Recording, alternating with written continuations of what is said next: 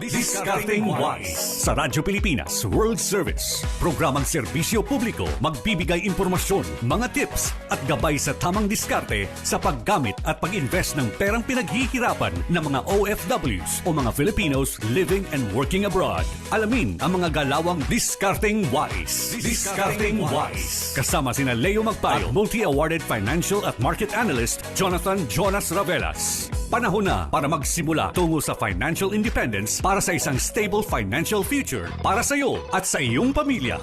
Kaya't halina't samahan natin sila Leo at Jonas sa Discarding Wise. Discarding Wise. Dito sa Radyo Pilipinas World Service.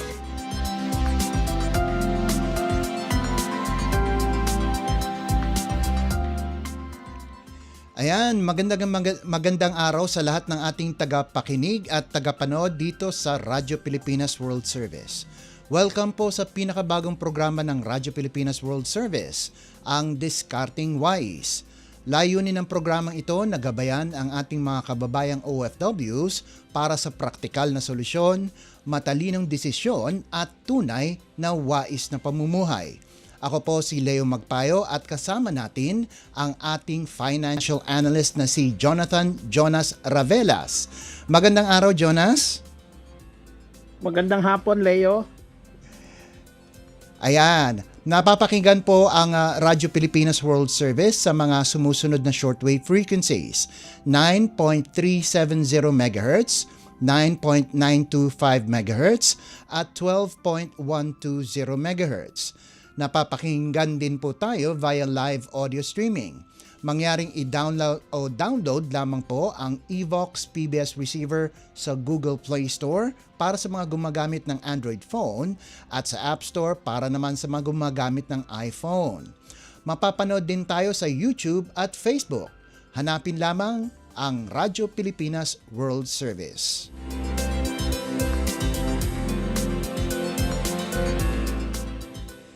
At sa ating edisyon ngayong araw, matutunghayan niyo po ang ating balitang pinansyal at pang-ekonomiya kung saan mas nababahala si BSP Governor Ellie Remolona Jr.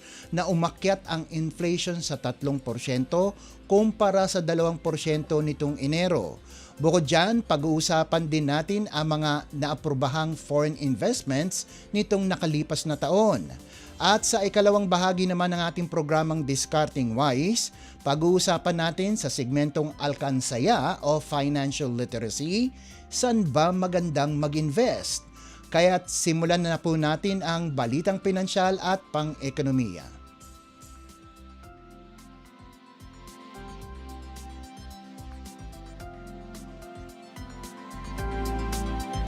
Discarding Wise. Kasama sina Leo Magpayo at multi-awarded financial at market analyst Jonathan Jonas Ravelas.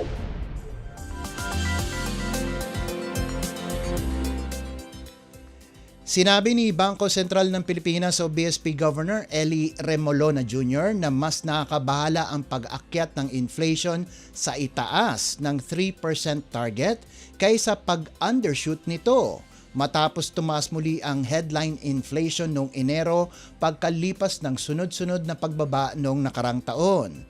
Sa kanyang talumpati sa Management Association of the Philippines, sinabi ni Remolona na inaasahang mananatili sa paligid ng 3% ang inflation sa susunod na 2 taon, antas na tugma umano sa mandato ng BSP. Mas hindi raw siya nababahala kapag bumababa ang inflation sa target, ngunit nagiging kritikal kapag lumalagpas ito sa 2 to 4% band. Binigyan din niya na mas mababa pa rin ang inflation na nararanasan ng bottom 30% ng kabahayan kumpara sa national average, isang mahalagang konsiderasyon sa polisiya. Umakyat sa 2% ang inflation noong Enero mula 1.8% noong Disyembre 2025, ngunit mas mababa pa rin kaysa sa 2.9% noong isang taon. Bagamat bumuti ang price stability mula sa 2023 highs, sinabi ni Remolona na nananatiling hamon ang mahinang paglago. Lumago lamang ng 4.4% ang GDP noong 2025 dahil sa pagbaba ng kumpiyansa na nagpabagal sa konsumo, pamumuhunan at infrastructure spending. Ayon kay Remolona, ang pinakamalaking panganib ngayon ay kung muling maibabalik ang kumpiyansa bagamat may mga positibong senyales tulad ng pagbaba ng yields at pag-angat ng stock market. Nasa 5.95% ang 10-year yield noong Pebrero, isang indikasyon umano ng pagbuti ng pananaw. Inaasahan ng BSP na bahagyang lalampas sa target ang inflation sa ikalawang kalahati ng taon bago ito mag-stabilize habang nananatiling pangunahing mandato ng price stability bago ang policy meeting ng Monetary Board sa Pebrero 19. Jonas, ano ang dahilan kung bakit mas nababahala si Governor Remolona kapag lumalagpas ang inflation sa 3% target? Okay. Alam mo, kasi ang inflation talagang yan ang pagtaas ng presyo at tulad ng nasabi niya, 2.9%. So gusto niya na hindi tayo lumampas sa 3%, no? Dahil ang pag 3%, babalik na naman tayo sa ating yung pagkonsumo natin na medyo tumbaga survival mode. Ngayon pa lang tayo medyo nakakahinga. So sana hindi tayo umakyat ng 3%, no? And isa sa mga problema natin yung presyo ng langis, no? At saka paghina ng piso. Ngayon, hindi nga humina yung piso pero isa yan sa mga problema na tinitingnan ng Bangko Sentral na nakaka-contribute sa inflation. Ayun. Ano naman ang kahalagahan ng 10-year yield na nasa 5.95% noong Pebrero? Okay, magandang tanong yan kasi nung mga second half ng 2025, yung 10-year yield, ito po yung pinagbabasihan ng mga bangko sa mga long-term na bumibili ng bahay, namumuhunan. Ito yung ginagamit nila na parang benchmark. So, pag mababa yan, ibig sabihin, mas kampante ang mga mamumuhunan na umutang kasi mas mura. Ayun. Pag yan tumataas, nung last year nasa 6.5%. Okay. So ngayon na nasa 5.95, isa pong magandang senyales yan na medyo gumaganda yung pananaw sa atin, no? Tulad yan, nung isang buwan, nakautang pa rin tayo sa international market. So talagang may kumpiyansa ang mga foreign investors sa atin, lalo na namumuhunan sa utang ng gobyerno. Ayun. Tingin mo naman, yung inaasahang, ano kaya ang inaasahang gagawin ng Monetary Board sa kanilang meeting sa February 19? Okay. Tulad ng nasabi, ang GDP growth natin bumaba sa 4.4%, no? So, hindi natin nakamtan yung 5%. So, kailangan natin makita na lalong mapabilis yung takbo ng economy. So, nakikita ko yung 25 basis point cut to 425 para lalong makatulong sa mga negosyante para mamuhunan. So, makakatulong yan sa mabilis na pag-recover ng ating economy. Ayun. So, may basis cut. Ilan ang inaasahan mo? 25 basis points. Okay, 25 basis points. Ito naman, malaki ang ibinagsak ng approved foreign investment sa Pilipinas noong 2025. Ang pinakamalaking pagbagsak sa nakalipas na 5 taon. Ayon sa datos ng Philippine Statistics Authority, lumiit ng 50.1% ang foreign commitments na inaprubahan ng investment promotion agencies. Bumaba sa 272.38 billion pesos mula sa 546.19 billion noong 2024. Ito ang pinakamalaking pagbaba mula pa noong 2020 nang bumagsak ang foreign investments ng higit 70% dahil sa pandemya. Sa halaga, ito rin ang pinakamababang antas ng approved foreign investments mula pa noong 2022 kung kailan umabot lamang sa 241.89 billion ang commitments. Nanguna ang Singapore bilang pinakamalaking pinagmumulan ng investment pledges na may 92.78 billion o higit 1/3 ng kabuuan. Sinundan ito ng Netherlands na may 35.98 billion pesos at Japan na may 34.03 billion.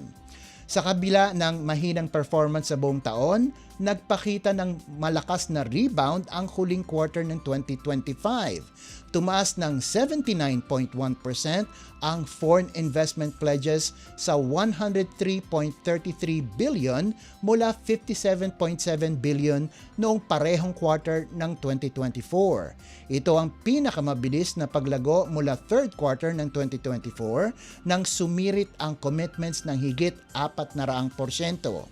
Ipinapakita ng ulat ng PSA ang patuloy na volatility sa foreign investment flows habang binabantayan ng mga analyst kung magpapatuloy ang huling quarter momentum sa 2026 kasabay ng mga reforma para pagandahin ang investment climate ng bansa. Now, Jonas, ano ang posibleng dahilan ng malaking pagbagsak ng foreign investments noong 2025? Alam mo, unang-una, yung tariff uncertainty, yung taripa na pinataw ni Pangulong Trump. Oo. Isa po yan sa mga malaking dagok sa global economy. Kaya yung mga investors medyo nasa isang tabi lang. Tapos nadagdagan ng impact ng ating floodgate, no?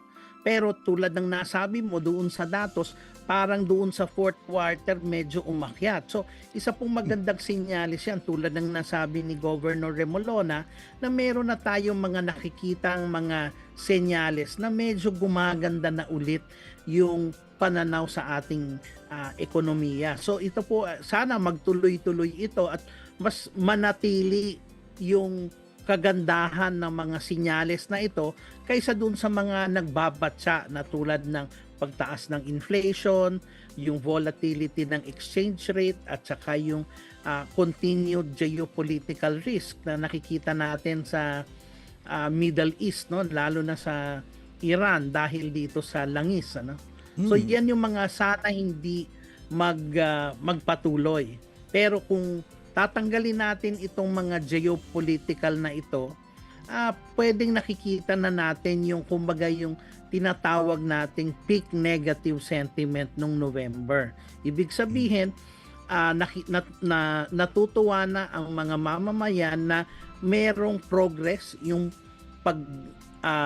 pagtitingin nila doon sa floodgate, mga kaso na isasampa na. So, kumbaga, panahon lang ang makakapagsabi kung kailan na sila mapapatawan o makukulong. Kumbaga, idinadaan natin sa tamang proseso. Ngayon, pag magpatuloy yan at tulad nung nangyari 3 weeks ago, yung BBR, yung Big Bold Reforms ni Secretary Go na sinabi sa mga negosyante, baka ito na yung hinahanap natin para bumilis yung takbo ng economy, no? So, siguro by the second half of the year makita natin itong mga senyales na to na magpakita sa mga datos.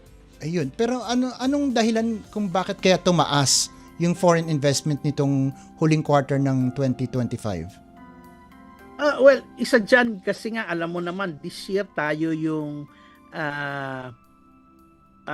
chair ng ASEAN. So merong syempre isa pong magandang boost na tayo yung chair. Merong iba na gustong gamitin yun na oportunidad na dito sila tingnan ano ang pwede nilang gawin dito. Dahil ang isa sa mga aspeto ng ASEAN para magkaroon tayo ng inter-ASEAN trade.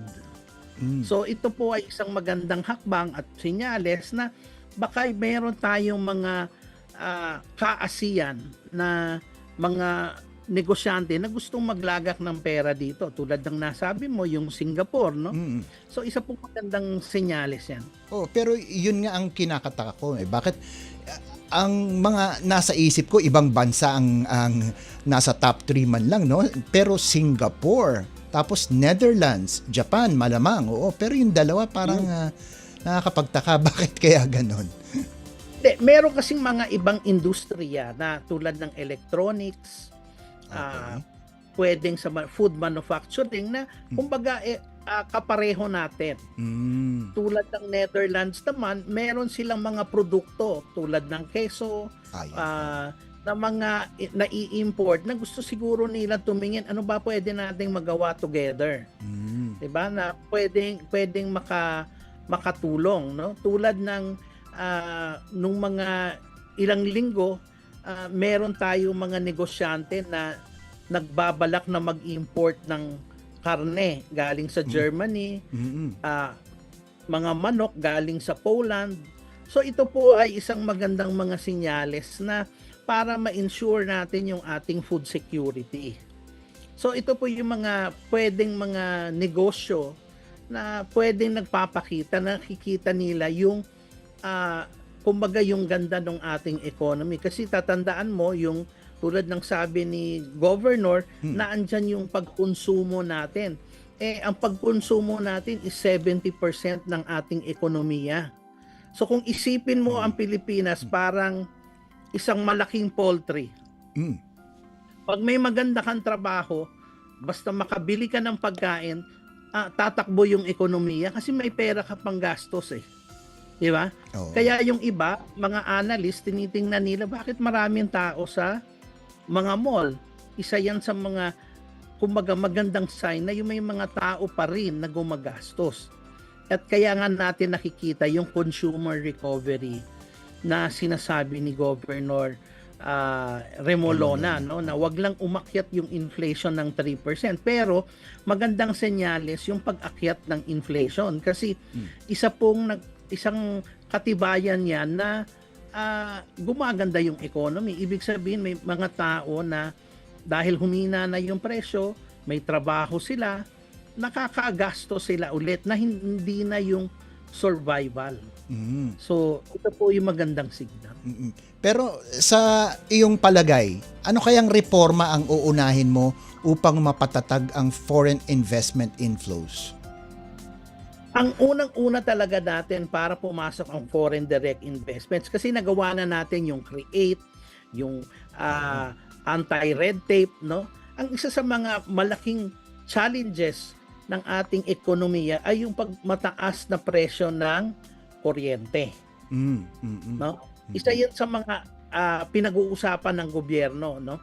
Paano natin magamit yung renewable energy ng mas marami o gumamit tayo ng nuclear para mas lalong mampabagsak 'yan dahil isa sa malaking gusto natin mangyari lumipat tayo mula services papuntang manufacturing o kumbaga hindi naman natin gustong tanggalin outright yung services. Gusto lang natin may kaagibat yung services na manufacturing. Kasi yung manufacturing, mas maraming magkakaroon na trabaho. So yan yung importante. Okay. Bago tayo mag-break, sumara sa 58 pesos and 2 centavos ang piso kontra sa dolyar nitong Biyernes. Malaki ang binaba ng dolyar kontra piso na umabot ng 57 sentimo ang binaba mula sa 58 pesos and 59 centavos na naitala noong Pebrero 6. Ano nakikita mong dahilan kung bakit tumatag ang piso kontra sa dolyar nitong nakarang linggo, Jonas?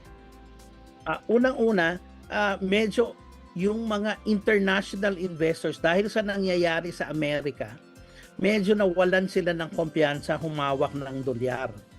So, tulad ng paglakas ng Japanese yen dahil nanalo yung ruling party, lalong lumakas ang kanilang pera. So, humina ang dollar.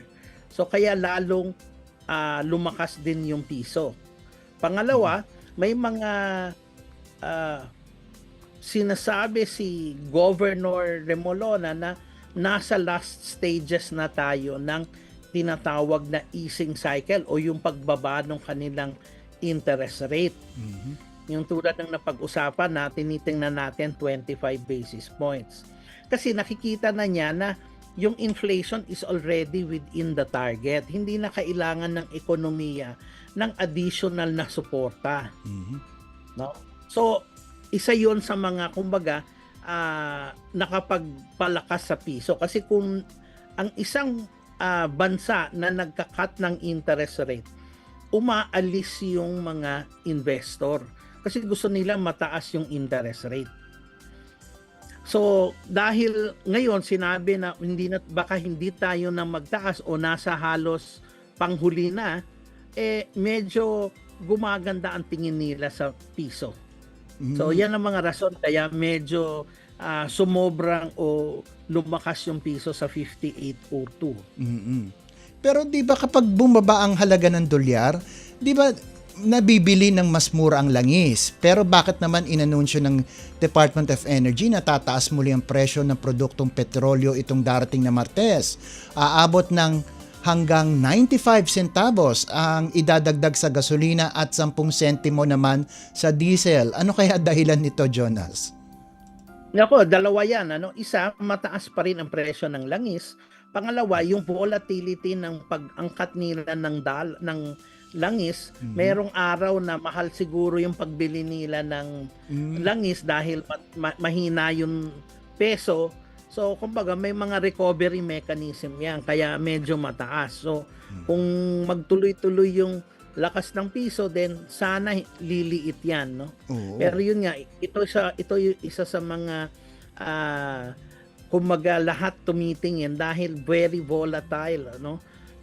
Taas baba yung presyo ng langis, tapos yung galaw ng piso ay ganun din. So ito yung mga tinitingnan ng mga tao sa Bangko Sentral kung paano lalo natin ma-manage yung currency volatility at hopefully ma-anchor yung inflation sa mas mababa ng below 3%. Okay. At magbabalik po ang Discarding Wise pagkalipas lang ng ilang paalala. This is a public service announcement. Discipline is the key. Umiwas sa aksidente sa daan. Ang pagmamaneho ay may kaakibat na responsibilidad, hindi basta mapaandar lang ang sasakyan.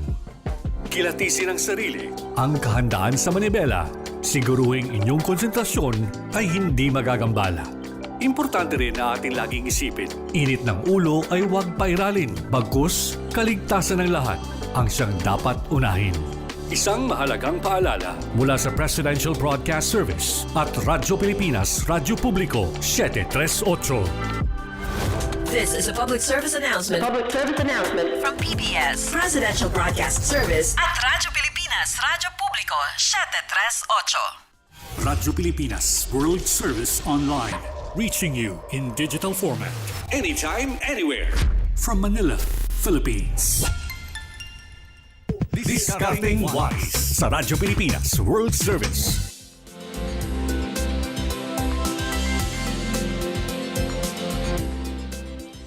At nagbabalik po ang ating programang Discarding Wise. Eto na, alamin natin kay Jonas kung saan nga ba magandang mag-invest.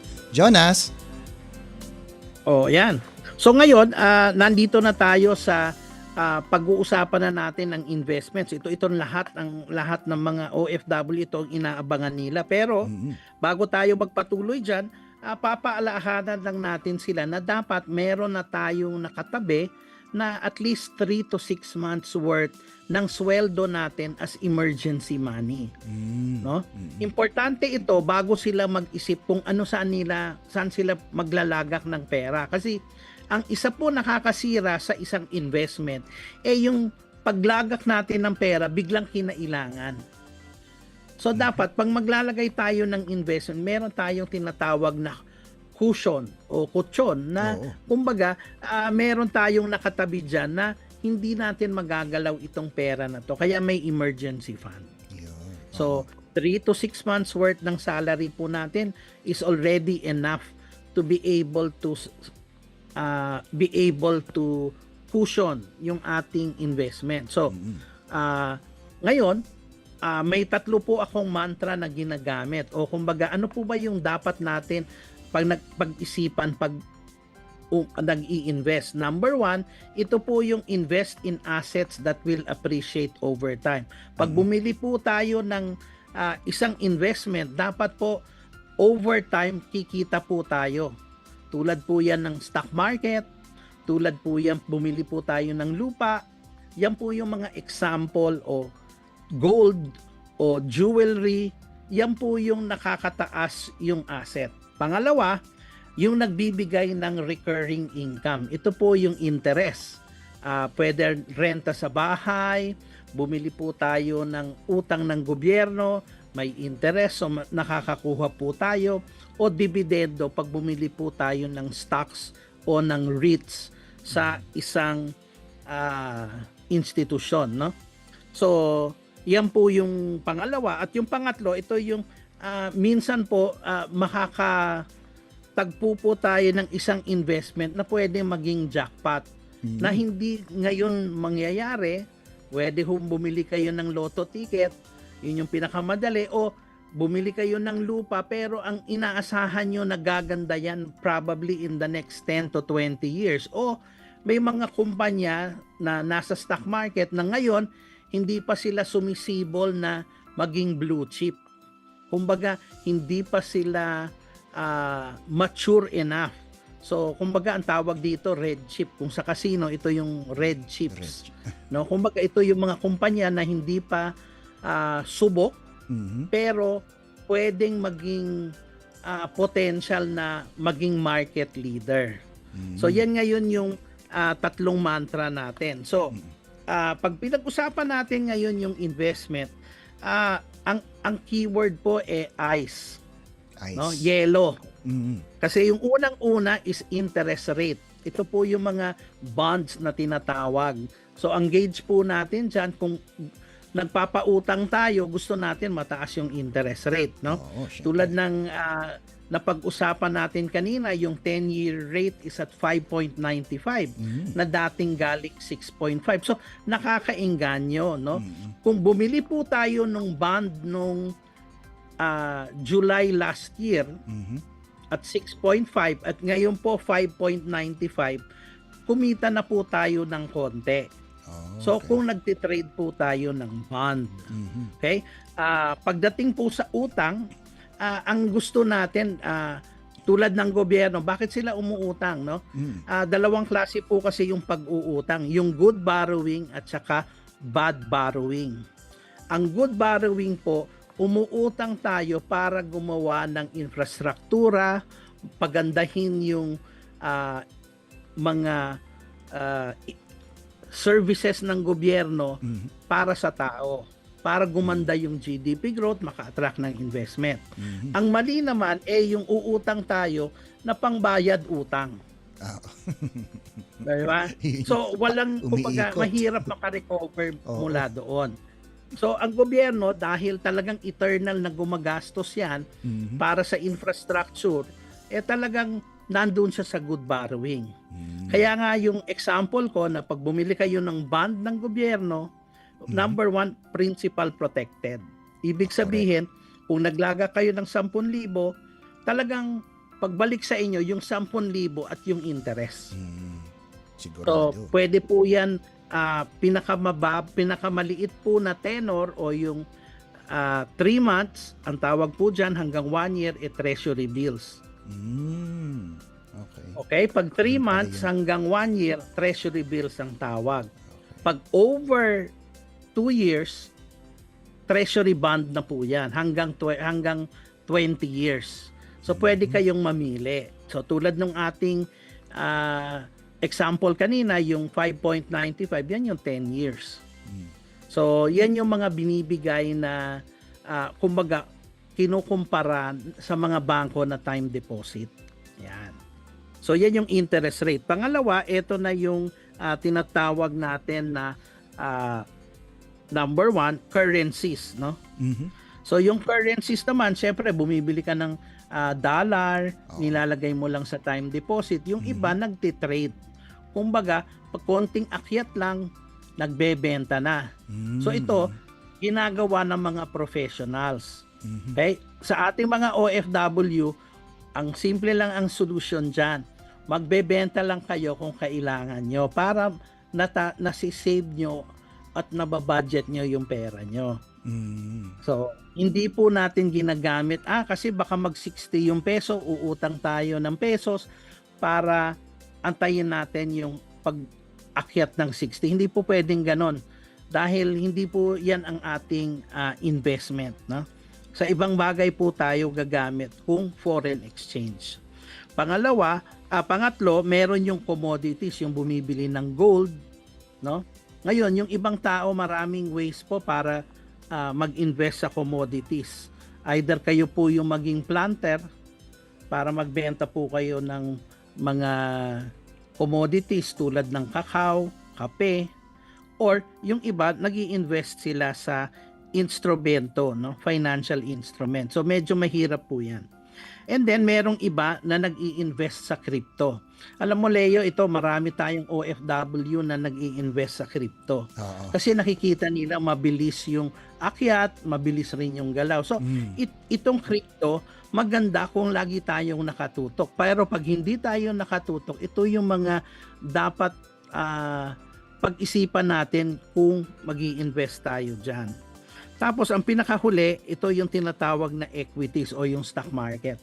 Ito ngayon yung mga kumpanya, bumibili tayo ng mga maliliit na o tingi sa isang kumpanya na ang tingin natin, dalawa ang pwede nating pagkakitaan. Number one, yung tinatawag na capital gains.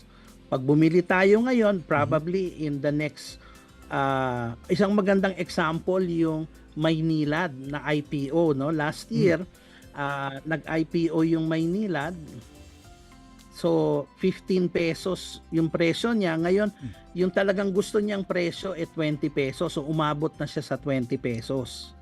So isa pong magandang sign 'yan na may pag-asa kung nakabili ka at 20 ngayon, break even ka na. So ngayon, ang paghawak ng stock, hindi yung biglaan nakita, kailangan overtime. So yan ngayon yung mga tinitingnan natin. So sa mga binanggit ko, dito sa tinatawag nating interest rate o bonds, dyan yung talagang, kumbaga yan yung principal protected, yan yung pinaka-safe. So pagdating naman doon sa pinaka lahat nung nasabi kong iba, yung C at saka E, yun yung hindi principal protected. So talagang pwedeng pag naglagay kayo ng pera, kung tatanggalin nyo agad at hindi doon sa mga 2 to 3 years, pwede kayong mawalan ng puhunan o ng principal. Kaya ito, pinag-usapan pa lang natin itong mga samples, tapos i-breakdown natin kung bakit dito ako mag-i-invest sa bonds, dito ako mag-i-invest sa currencies, o dito ako sa equities. So sa isang linggo, pag-uusapan lang natin purely bonds. Ngayon, pinakita lang natin yung mga iba-ibang klase. Ngayon, meron din syempre yung real estate. Isa po yan sa mga asset na pwede mong bilhin o pwede ka magtayo ng isang kumpanya. Yan yung mga other assets na hindi masyadong tinitingnan ng mga tao kasi ang gusto nila yung tinatawag na liquid investments. Itong ICE, kaya yung acronym niya ICE kasi parang natutunaw. 'Di ba? Mabilis matunaw kasi may volatility. Kasi ang risk, dalawang klase. Pag mas mataas ang risk, mabilis ang kita. Pag mas mababa ang risk, mas maliit yung kita. Tama. So, kaya yung interest rate, maliit lang yung kita mo pero sigurado ka. Pag gusto mo ng mula doon sa C pababa hanggang E, makikita mo na maraming volatility at pwede kang malugi, no? So, yan ngayon yung mga para maintindihan ng ating mga OFWs at saka mga nakikinig sa atin na bago sila pumasok, kailangan talaga nakahanda sila sa mawalan ng pera dito sa investment. Kasi ang kaibahan ng investment sa speculation o kumbaga pumunta ka lang sa casino at sumubo ka lang, no? Is kumbaga yan ay chance lang yan. Ang investment, medyo pinag-aralan mo lang na, ito, lahat ng tao ito ang sinasabi tungkol dito sa investment na to. Tulad ng pag bumili ka ng utang ng gobyerno, makikita mo na lahat ng investment ng gobyerno meron siyang kumbaga required return, di ba? Katulad yan, yung infrastructure na yan, pag gumastos tayo, magdadala yan ng foreign direct investment. Pag maganda yung airport mo, dadami yung tourism, di ba? So, ganun yung, kumbaga, kung ganun yung pananaw mo doon sa bonds, mas kampante ka, di ba? Pero, maliit lang yung kita mo. Unlike doon sa mga malaking kumpanya tulad ng Maynilad, nung masama yung sentiment na nag-IPO siya, nag-initial public offering siya, kahit ang value niya 20 pesos, yung merkado dahil takot, bumaba yung presyo to 15 pesos. Ngayon na medyo gumaganda, umabot ulit ng 20 pesos. So, nasa sayo yan kung saan ka papasok. So, isa yan sa mga issues na pag-uusapan natin. Once natapos tayo dito sa mga investments, doon naman natin paano ka mag-i-invest. So ngayon napakita na natin itong different o ibang bagay na saan sila mag-invest. Tututukan natin yung pros and cons sa susunod na linggo on bonds. Okay. So bakit mas pabor ito o hindi ito pabor? So ngayon pinakita lang natin yung overview. So sa susunod na ating pag-uusap, interest rate and bonds tayo. Ayan. Ito, no, mabahagi ko lang, gusto ko lang ma-share, no? Kasi natatandaan mo ba yung nauso ang internet, no? Ng mga websites, yung panahon, mga 1990s yun, eh, no? Nasabi na sa amin, maganda daw bumili ng mga websites na .com, yung mga ganun-ganon, ano? Ngayon, ito, ibahagi ko lang, itong isang Malaysian national, nung panahon nung 1993, binili niya ang AI.com sa halagang nasa $100, ano? Tapos, kamakailan lang, naibenta niya kasi AI stands for Artificial Intelligence. Kaya napakabenta. Alam mo kung magkano yung naibenta? $70 million. Kaya lang 33 years siya naghantay para makuha niya yun, ano? Napakatagal na investment. Ganyan talaga. Yan yung sinasabi ko doon sa ating investment mantra. Yan yung invest in a jackpot. Probably noon, wala naman tumitingin dyan sa mga website na yan, eh. Di ba? So nagkataon, naging click ngayon yung AI, yung artificial intelligence. So nagka-value ngayon yung website na AI.com. Di ba?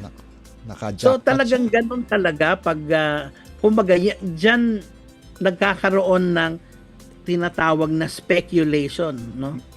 So naisip niya na baka moving forward importante ito. So kung yung 33 years niya binabayaran niya, nagre-renew siya diyan sa AI.com na yan. O ngayon bawing-bawi siya. Kaya nga. 'Di ba? Ang galing. So ganun yung magandang example na yan yung jackpot, 'di ba? Oo. Ay nako, hindi ko pa naisip na bilhin yung AI.com noon. Sige, bago po tayo tuluyang magpaalam, napapakinggan po ang Radyo Pilipinas World Service sa mga sumusunod na shortwave frequencies. 9.370 MHz, 9.925 MHz at 12.120 MHz. Napapakinggan din tayo via live audio streaming. Mangyaring i-download lamang po ang Evox PBS receiver sa Google Play Store para sa mga gumagamit ng Android phone at sa App Store para naman sa gumagamit ng iPhone. Mapapanood din tayo sa YouTube at Facebook. Hanapin lamang po ang Radyo Pilipinas World Service. At dito na po nagtatapos ang ating programa. Para sa Radyo Pilipinas World Service, ako po si Leo Magpayo. Ako po si Jonas Ravelas. At magkita-kita muli tayo sa susunod na linggo sa kaparehong oras dito sa Discarding Wise. Diskarteng Wise sa Radyo Pilipinas World Service. Programang serbisyo publiko, magbibigay impormasyon, mga tips at gabay sa tamang diskarte sa paggamit at pag-invest ng perang pinaghihirapan ng mga OFWs o mga Filipinos living and working abroad. Alamin ang mga galawang Diskarteng Wise. Diskarteng Wise. Kasama sina Leo Magpayo at multi-awarded financial at market analyst Jonathan Jonas Ravelas. Panahon na para magsimula tungo sa financial independence para sa isang stable financial future para sa iyo at sa iyong pamilya. Kaya't halina't samahan natin sila Leo at Jonas sa Diskarteng Wise. Diskarteng Wise. Dito sa Radyo Pilipinas World Service.